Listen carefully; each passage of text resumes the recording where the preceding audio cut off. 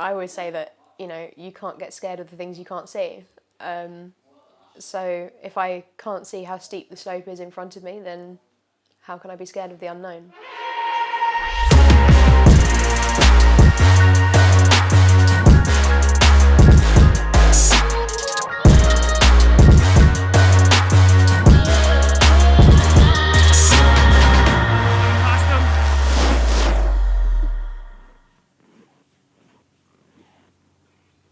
I started skiing around the same time where I lost my sight. I don't even remember losing my sight. I don't remember the time. It was never a traumatic period in my life. I remember learning to ski and my mum was my first guide, and so I won my very first international medal with my mum.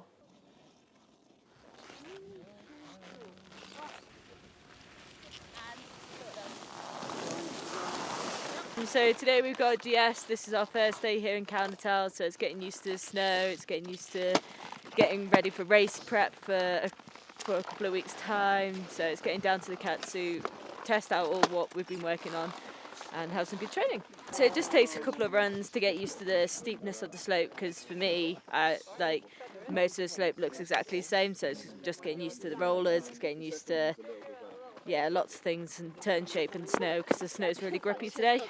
So it's how the skis react to that and what we need to do to make things easier and change that we have been, or we've not been doing training so far.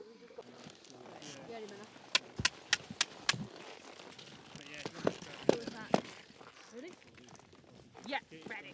3, 2, come on, Nana. Come on. Yeah. The first moments in front of a new guide is quite terrifying. You're trying to figure out if you can trust them. You're trying to figure out if they're going to lead you off a cliff. Hopefully not. You're trying to work out what their turn shape's like and how easy they're going to be able to follow. And so it's kind of like trial and error as well. You build up the trust in each other through the off-snow stuff as well as the on-snow. That could be high ropes courses or just walking along the street. They'll point out a curb. Like, if they don't point out the curb and you fall over it, then that's a tiny bit of trust that is lost or that you need to regain somehow. It's the little things like that that really matter and help build up the relationship. Okay.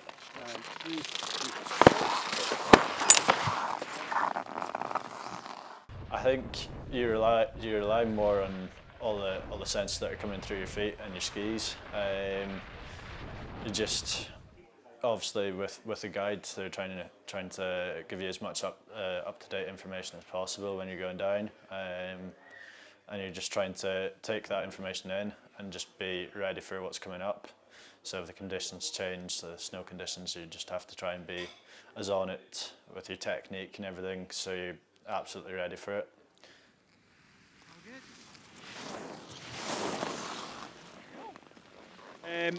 So as a guide, I'm basically Millie's eyes on the slope.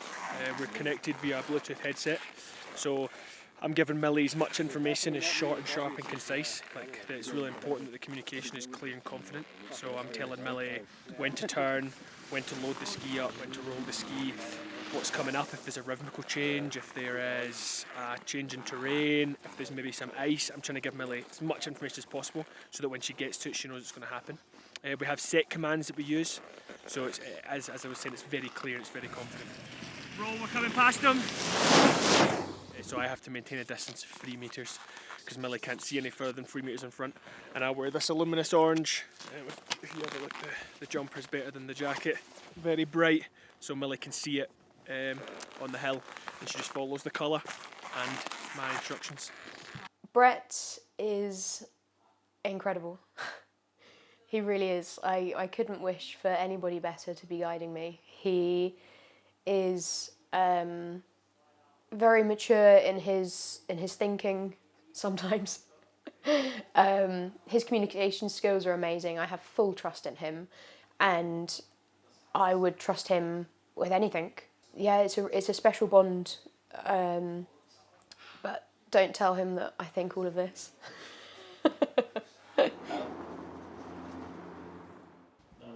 feet release immediately. Appreciate the difference.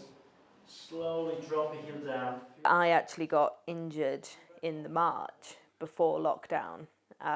So when I was trying to do my rehab on FaceTime with the physio, that was an interesting first lockdown, and trying to scrounge for weights and stuff so I could build up my strength to get back to racing was quite hard during lockdown. I broke my tibia in my right leg. I've got about 15 pins in there still.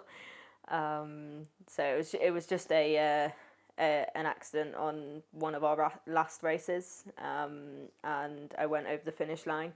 I did actually manage to win the race, but just over the finish line there was a roll, and so I went over that and landed, my ski popped off, and that was it. This position felt good for Katie, was it, in the last time you transferred?